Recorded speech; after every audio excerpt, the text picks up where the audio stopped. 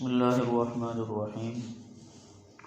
علماء کرام کی یہ ذمہ داری بنتی ہے کہ وہ اپنی نوجوان نسل کو اور اپنے مسلمان بھائیوں کو جو موجودہ فتنے ہیں ان کے بارے میں آگاہ کرے، کیونکہ جنت میں وہی بندہ جائے گا جس کا عقیدہ بھی صحیح ہو اور عمل بھی صحیح ہو۔ عقیدے میں خرابی آ گئی تو پھر اس انسان کے لیے جنت میں جانا یہ مشکل ہے۔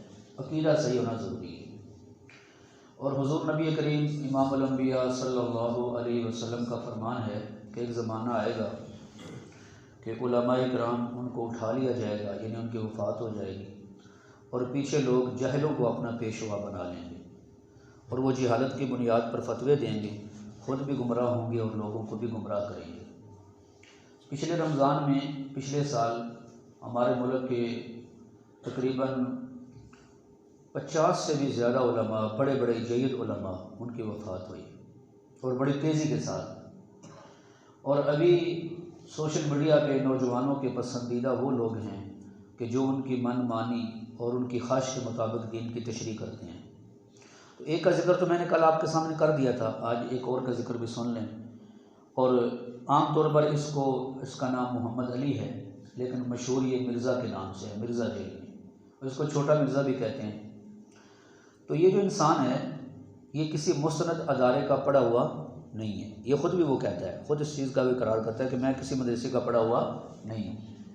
اس کا شعبہ انجینئر ہے، پلمبری ہے، لیکن وہاں سے جب اس نے ریٹائرمنٹ لے لی اپنے ادارے سے تو اب اس نے ترجمے والا قرآن رکھ لیا اور ترجمے والی کتابیں رکھ لی، اور اس کے بعد وہ جناب دین سمجھاتا ہے لوگوں کو۔ یہ تو ایسے ہی ہے نا کہ جیسے کوئی آدمی اپنے شعبے سے فارغ ہو جائے، مثال کے طور پر فوج کے اندر ہو یا کسی اور شعبے کے اندر ہو، تو وہ کہ ڈاکٹری کی کتابیں میں لے آتا ہوں، حکمت کتابیں چھپی ہیں اردو میں، ان کے اندر بخار کا علاج بھی لکھا ہوا ہے، سر درد کا بھی لکھا ہوا ہے، باقی بیماریوں کا بھی، تو اب وہ ڈاکٹر کہلانا شروع کر دے تو اب اس کو ڈاکٹر مان لیں گے؟ بولیں؟ یا حکومت اس کو اتھارٹی دے دے گی کہ تو لوگوں کا علاج کر؟ کیوں جی؟ جب کسی ادارے میں اس نے پڑھا ہی نہیں ہے، اس کے بعد سند ہی نہیں ہے، تو وہ خود ہی قرار کرتا ہے کہ میں کسی ادارے کا پڑھا ہوا نہیں ہوں۔ تو اب اس نے جب شروع میں مجھے اچھی طرح یاد ہے، میں جب 2010 میں دورہ حدیث کر رہا تھا تو اس ایک محلے کے اندر ایک بیٹھک کے اندر یہ بیان کرتا، اس وقت نہ کوئی چینل نہ کوئی کیمرہ، کچھ بھی نہیں۔ میں آپ کو اس کی ابتدا بتاؤں تو اس محلے سے کچھ ہمارے تبلیغی ساتھی آئے، اس وقت ہمارے مدرسے کے محترم حضرت مولانا قاری خبیب صاحب رحمۃ اللہ علیہ زندہ تھے۔ ان کو کہا جی یہ ایک آدمی ہے یہاں، تو یہ اس طرح کی نہیں، وہ فوت ہو چکے تھے، ان کے بیٹے ان کے پاس آئے، تو یہ کہا جی یہ آدمی اس طرح کی گمراہ کن باتیں کرتا ہے، تو آپ کسی کو بھیجیں سے بات کرنے کے لیے۔ تو ہمارے استادوں نے میری اور ایک اور چند طالب علم تھے، ان کی ڈیوٹی لگائی کہ آپ ان کے ساتھ جائیں اور جا کر اس سے بات کریں۔ تو جب ہم وہاں پہنچے تو طے یہ ہوا تھا کہ میں بات کروں گا اور باقی میری تعین کریں گے، لیکن بعد بہت ساتھی کہنے لگے کہ یہاں لڑائی کا خطرہ ہے، کوئی لڑائی نہ ہو جائے، کوئی بندہ کوئی زخمی نہ ہو جائے، تو آپ صرف اس کی بات سن لیں، بعد میں سمجھا دیں۔ تو میں نے کہا پھر تو ہمارے آنے کا فائدہ کون ہے۔ بہرحال ہم گئے ہوئے تھے تو ان ساتھیوں کے بتا کے ہم نے اس کی بات سنی۔ اللہ کے گھر میں بیٹھا ہوں، کوئی ذاتی دشمنی نہیں۔ اس نے اتنا سفید جھوٹ بولا، کالا بھی نہیں بلکہ سفید جھوٹ بولا، اور یہ کہا کہ مولانا قاسم نانوتوی رحمۃ اللہ علیہ کی کتاب آب حیات، اس میں انہوں نے لکھا ہے کہ اللہ نے اپنے نبی کی روح یہاں اٹکا دی۔ استغفر اللہ۔ اب یہ بات پر تو وہ یقین کریں جس نے کتاب پڑھی نہ ہو، ہم نے تو چونکہ کتاب پڑھی ہوئی تھی تو اس میں یہ بات سرے سے ہے ہی نہیں، سرے سے یہ بات ہے ہی نہیں، اتنا بڑا جھوٹ بولا۔ تو اب اس کے بعد علماء نے اسے ترجیح نہیں دی، انہوں نے کہا جی علماء کے خلاف بھونکتا ہے، بک بک کرتا ہے، تو یہ شروع سے چلا ہے، لیکن اس نے پھر آگے قدم بڑھائے، اور بڑھاتے بڑھاتے پھر پیغمبر صلی اللہ علیہ وسلم، صحابہ کرام، اہل بیت، اولیاء اللہ، بزرگان دین، واضح واضح ان کی توہین کرنا شروع کی۔ تو پھر علماء نے بھی اس کا جواب دیا، اس پر مقدمے بھی کرائے۔ اب جیلم تھانے سے پولیس نے خود اسے وہاں سے فرار کروایا، بات سمجھا رہی ہے؟ تو حالانکہ اس پر مقدمہ ہوا تھا، وہاں لوگ احتجاج بھی کر رہے تھے، لیکن پولیس نے خود اس کو وہاں سے بھگایا۔ تو بہرحال اب اس کی کون کون سی باتیں گمراہ کن، کوئی ایک نہیں سینکڑوں کی تعداد میں، لیکن چند میں آپ کے سامنے سنا دیتا ہوں تاکہ آپ کو یقین ہو جائے، اور یہ ساری چیزیں اس کی نیٹ کے اوپر موجود ہیں۔ ام المومنین امی عائشہ رضی اللہ تعالیٰ عنہ کو اس نے ظالم کہا، تو جب کہا اس کا حوالہ، ابھی تک حوالہ اس نے نہیں دیا، ٹھیک ہے۔ نبی علیہ الصلوۃ والسلام کے بارے میں چھوکرے کا لفظ بولا، جب کہا بھی تو نے توہین کی ہے، کہتے ہیں یہودیوں نے کہا تھا کہ کل کا چھوکرا ہمیں دین سمجھائے گا۔ کہا یہودیوں نے کس جگہ کہا تھا، ذرا اس کا حوالہ دو، کب کہا یہودیوں نے نبی علیہ السلام کو چھوکرا؟ کبھی بھی نہیں کہا، ٹھیک ہے، مخالفت ان کی تھی، لیکن یہ جو لفظ تو نے پیغمبر علیہ السلام کے بارے میں بولا، جھوٹ بولا تو نے. چھوکرے کا لفظ پیغمبر علیہ السلام کے لیے کسی یہودی نے نہیں بولا. بات سمجھا رہی ہے؟ تو یہ بھی نبی علیہ السلام کی خود توہین کی اور کن کے کھاتے میں ڈال دی؟ یہودیوں کے کھاتے میں. توہین خود کی. بات سمجھا رہی ہے؟ اچھا، پھر اس کے بعد ایک کلپ اس نے ریکارڈ کروایا، اس نے کہا چھوکرے کا لفظ یہ کوئی توہین امیز جملہ نہیں ہے، یہ تو نوجوان کے لیے بولا جاتا ہے. اچھا، پھر اس کے بعد ایک مولوی صاحب نے جب اس کے بارے میں کہا کہ کل کا چھوکرا جس کو دیکھ کے قرآن پڑھنا نہیں آتا یہ ہمیں دین سمجھائے گا، تو کہنے لگا میرے خلاف بازاری زبان استعمال ہوئی ہے، چھوکرا مجھے بولے. یعنی تیرے خلاف ہو تو بازاری زبان بن جاتی ہے، نبی کے خلاف ہو تو کوئی توہین نہیں. اچھا، ایک اس نے یہ بات کہی. پھر اس کے بعد قرآن و سنت کی من مانی تشریح کرنا. مثال کے طور پر کہتا ہے جی آپ 5 نمازیں اکٹھی بھی پڑھ لیں تو کوئی مسئلہ نہیں. اب ایک بندہ جب یہ کلپ سنے گا، کاروباری آدمی ہے یا کوئی نوجوان ہے، وہ کہے گا کہ دن میں بڑی آسانی ہے نا کہ آپ فارغ ہو کر اپنے کام سے 5 نمازیں اکٹھی پڑھ لیں. حالانکہ قرآن کے بالکل خلاف. ان الصلاۃ کانت علی المؤمنین کتابا موقوتا. اللہ پاک فرماتے ہیں ہم نے نماز ایمان والوں پر وقت مقررہ پر فرض کی ہے. یہ نہیں ہے کہ 2 نمازیں 3 نمازیں آپ اکٹھی پڑھ لیں. اس پر میں اس کے جواب بھی دے چکا ہوں. صرف میں آپ کے سامنے یہ لسٹ سنا دیتا ہوں کہ اس کے کیا کیا قائد ہیں. اس نے کہا کھڑے ہو کر پیشاب کرنا سنت ہے. حالانکہ کھڑے ہو کر پیشاب کرنا حدیث ہے، سنت نہیں ہے.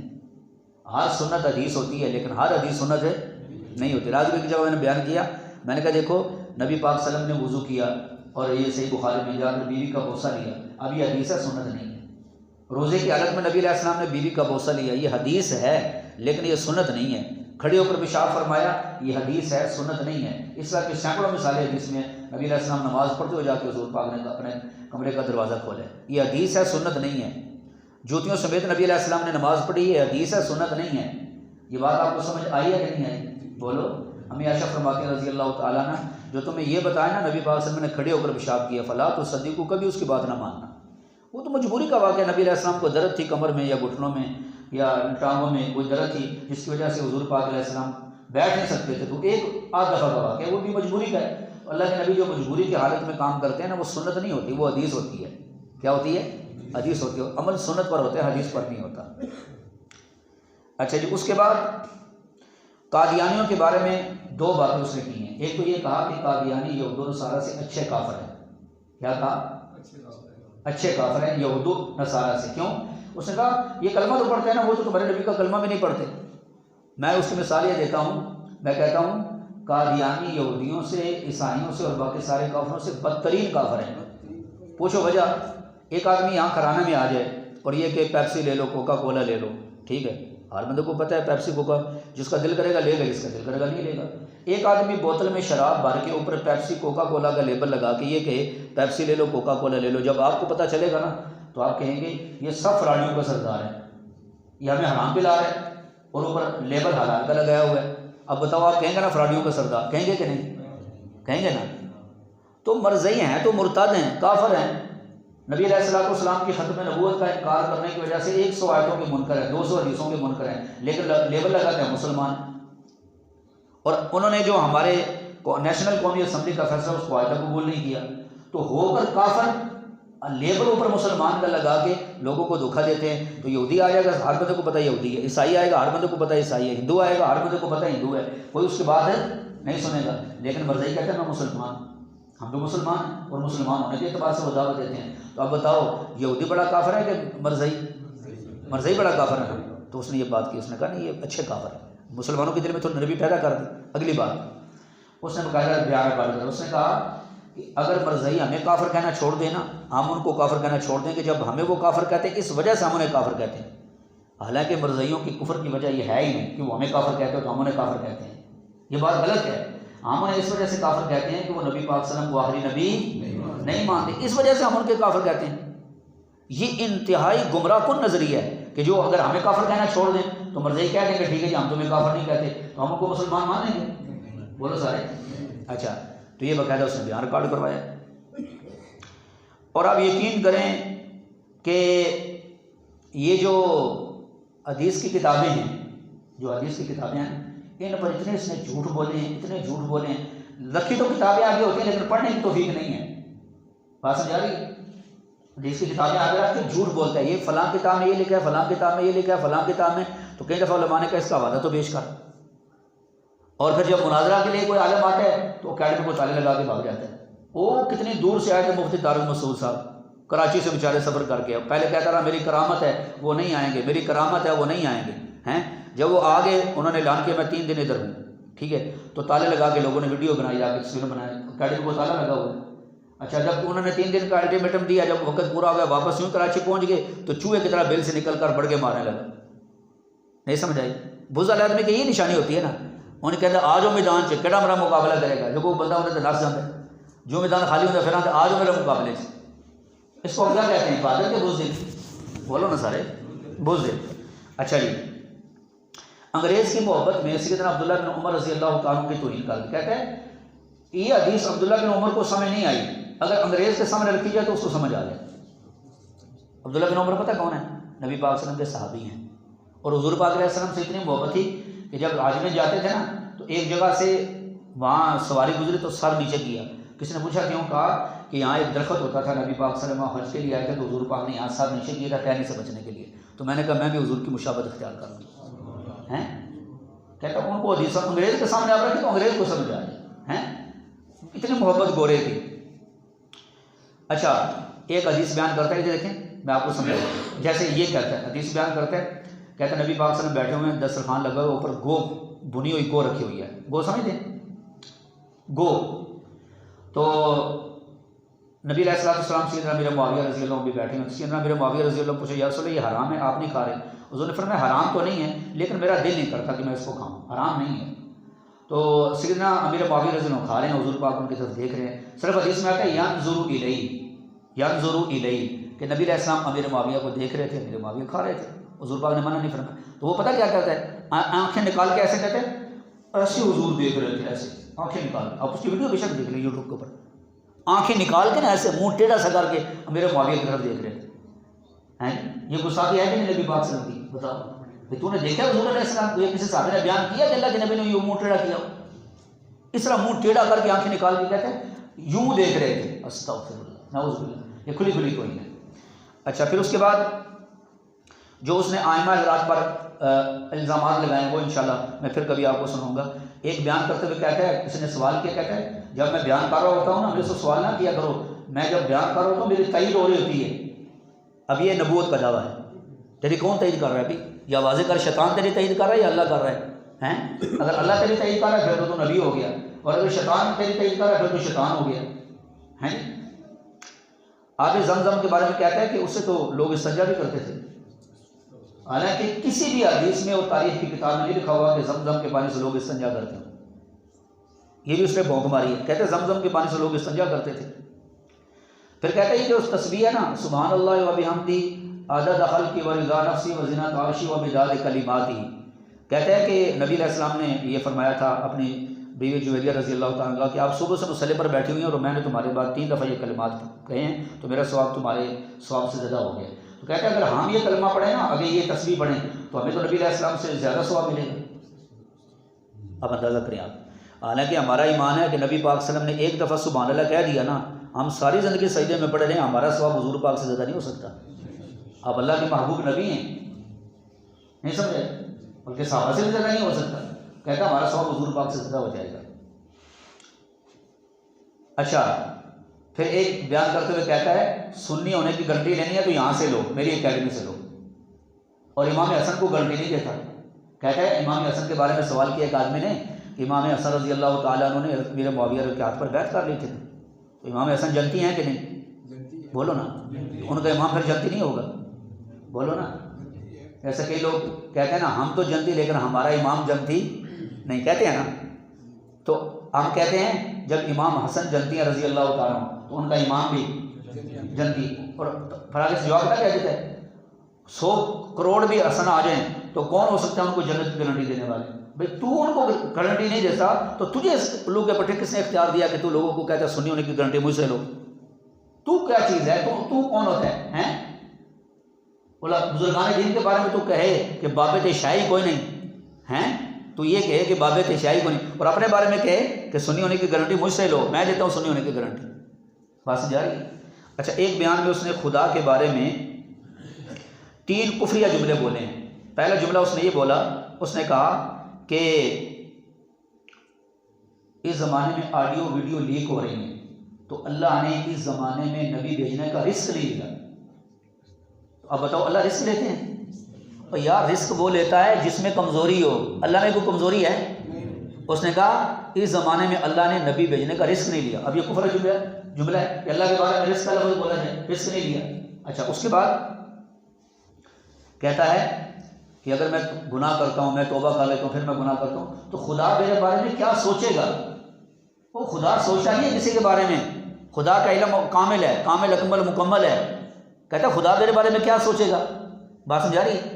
اچھا پھر اس کے بعد کہتا ہے ایک مسئلہ بیان کرتے ہوئے کہتا ہے کہ یہ خدا کی ٹینشن ہے کہ اللہ کس کو کام کے لیے اٹھاتا ہے. خدا کی ٹینشن ہے. آپ بتاؤ خدا ٹینشن لیتا ہے؟ بولو نا سارے یار. کہتے ہیں یہ خدا کی ٹینشن ہے، خدا کس کو کھڑا کرتا ہے کام کے لیے. یہ 3 کفریہ جملے ایک ریت کے اندر اس خبیث نے بول دیے. اور اس کے علاوہ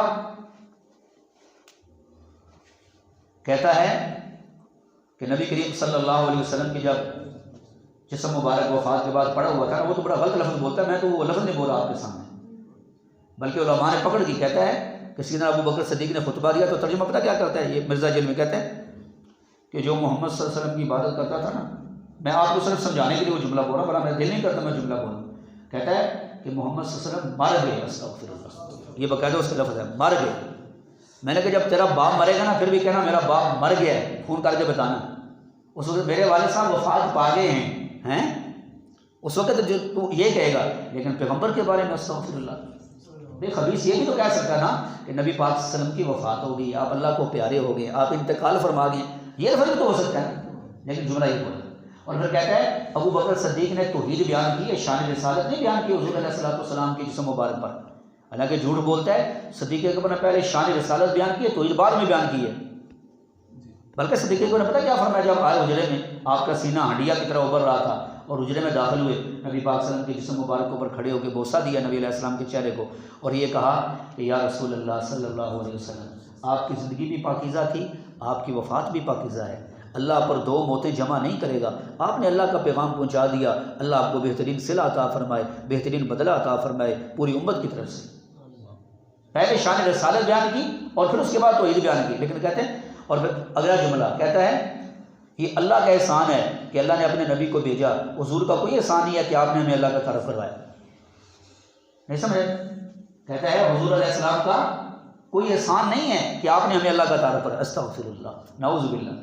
جس پیغمبر نے مارے کھائیں، اللہ کے نبی علیہ السلام نے تکلیفیں برداشت کی، ان کے بارے کہتا ہے ان کا کوئی احسان نہیں ہے. لیکن اپنے ایک استاد کے بارے میں کہتا ہے جس کے محفل میں کوئی بیٹھتا تھا، جس کے مجلس میں، ہاں اس کا بڑا احسان ہے میرے اوپر، اس کے احسان کو مان لیا. لیکن نبی علیہ السلام کے احسان کو ماننے کے لیے تیار ہے. سمجھے میرے بھائیو، ان لوگوں کی حقیقت آپ سمجھیں، یہ لوگ کیا کہنا چاہتے ہیں. پھر اس کے بعد اس نے بقایا کہ بیان ریکارڈ کروایا. کہتا ہے میں اپنی بیوی مجھے کھینچ کے لے گئی عمرے کے لیے، مجھے توجہ کرنا، کھینچ کے لے گئی تھی مجھے عمرے کے لیے، اور میں نے وہاں حرم میں بیٹھ کے اپنی بیوی سے یہ معاہدہ کیا کہ آج کے بعد ہم یہاں نہیں آئیں گے. آج کے بعد آنا، یہ جیسے میں نے آپ کو بتایا نا وہ کل یونس گور شاہی کا وہ خبیث کا بچہ بیان کرتے ہوئے کہتا ہے ہم تمہارے لیے حج اتنا مہنگا کر دیں گے تمہارے لیے وہاں جانا مشکل ہو جائے گا. یہ بورے ہوتے ہیں نا، ایسے نہیں باتیں کرتے، غصہ نکالتے نہیں. کہتا ہے میں نے اپنی بیوی سے معاہدہ کیا کہ ہمیں کو مفت میں بھی یہاں لائے نا، ہم نہیں آنے کے لیے تیار. میں نے کہا اللہ تجھے مردود دور ہی رکھے، اور ہم تو دعا کرتے ہیں اللہ ہمیں بار بار وہاں کی زیارت نصیب فرمائے. ٹھیک ہے. تو یہ اب دیکھو جو سعودی حکومت ہے اس کی پالیسیوں سے کس کو اختلاف نہیں ہے، لیکن اس کا مطلب یہ ہے کہ حرمین شریفین مسجد نبی میں ان کی محبت ہم لوگوں کے دلوں سے نکال دیں. استغفر اللہ. ان سے ہماری محبت کوئی سعودیہ گورنمنٹ کی وجہ سے تھوڑی ہے، وہ ہمارے ایمان کے مراکز ہیں. اچھا ایک اور آپ کو بتاؤں، کہتا ہے جتنے میرے فالوور ہیں نا اس وقت، اگر حضرت لوط علیہ السلام کو پتہ چل جائے نا تو مجھ پر رشک کریں. کیا کریں؟ مجھ پر رشک کریں کہ لوط علیہ السلام کے پاس اتنے بندے نہیں تھے جتنے میرے پاس ہیں. میں نے کہا یہ تو جب تو مرے گا نا پھر پتہ چلے گا تیرے پاس کتنے بندے ہیں. ہم نے اللہ کے ولیوں کے جنازے پڑھے ہیں، ان کے جنازے دیکھے ہیں. اور یہ جو فیس بک اور یوٹیوبوں پہ ہوتے ہیں نا جو ویو لینے والے، اور ان کے جنازوں میں 2-4 بندے بھی نہیں آتے. وہ پچھلے دنوں ٹک ٹاکر مرا تھا، پتہ نہیں کتنے کروڑوں کی تعداد میں اس کے فالوور تھے، لیکن جنازے میں 4 سے 5 بندے نہیں آئے تھے اس کے. بات سمجھا رہی ہے؟ تو اللہ کے نبی لوط علیہ السلام کے بارے میں کہتے ہیں ان کو پتہ چل جائے نا مجھ پر رشک کریں. ابھی ٹائم نہیں ہے، یہ کافی چیزیں میں نے اس کی نوٹ کی اور بہت ساری چیزیں میں نوٹ نہیں کر سکا، مختصر ہی ہے میرے بھائیوں، کہ لوگ کہتے ہیں اس نے مولویوں کی دکانیں بند کر دی۔ میں نے کہا جن کی دکانیں اللہ نے کھولی ہیں کسی کا باپ بھی نہیں بند کر سکتا۔ کیا مطلب؟ میں نے کہا ہم مانتے ہیں ہماری دکانیں ہیں، یہ مسجد مدرسے ہماری دکانیں ہیں، لیکن آؤ ذرا دیکھو ان میں بکتا کیا ہے، کوئی نہیں سمجھے؟ یہ ہماری دکانیں ہم مانتے ہیں ہماری دکانیں ہیں، لیکن آؤ ان دکانوں میں دیکھو بکتا کیا ہے۔ جی اس میں اللہ کا قرآن سکھایا جاتا ہے، پیغمبر علیہ السلام کی حدیث سکھائی جاتی ہے، اللہ کا دین سکھایا جاتا ہے، بچے بچیوں کو دین کی تعلیم، یہ ہماری دکانوں میں بکتا ہے۔ اور یہ دکانیں جس نے کھولی ہیں نا، کسی کا باپ بھی ان کو بند نہیں کرا سکتا۔ تمہارے کہیں جیسے اب اس سے فتنے دیکھو نا، امام احمد بن حنبل رحمۃ اللہ علیہ ایک طرف تھے نا، اور ان کے زمانے میں جو فتنہ اٹھا تھا نا، اس نے حکومت کے اندر کنٹرول حاصل کر لیا، اور امام احمد بن حنبل کی کمر پہ وہ کوڑا مارتے تھے کہ ہاتھی کو میں مارا جاتا بل بلا اٹھتا، لیکن آج ان کا نام اور نشان کو لینا، ان کا نام لینے والا کوئی نہیں ہے، اور امام احمد بن حنبل رحمۃ اللہ علیہ کو رحمۃ اللہ علیہ کہا جاتا ہے۔ جی ایسے فتنے آئے کہ حکومتوں پر چھا گئے، لیکن وہ جھاگ کی طرح تھے، وقت نے ثابت کیا کہ اللہ کی مدد جن کے ساتھ ہوتی ہے نا، ان پر وقتی امتحان ضرور آتا ہے، لیکن باقی وہی رہتے ہیں باقی، اور اس طرح کے فتنے اور چمچے چیلے اٹھتے ہیں اور انشاءاللہ وقت کے ساتھ ختم ہو جاتے ہیں۔ اللہ کریم سے دعا ہے اللہ تعالی ہمیں یہ باتیں سمجھنے کی اور عمل کی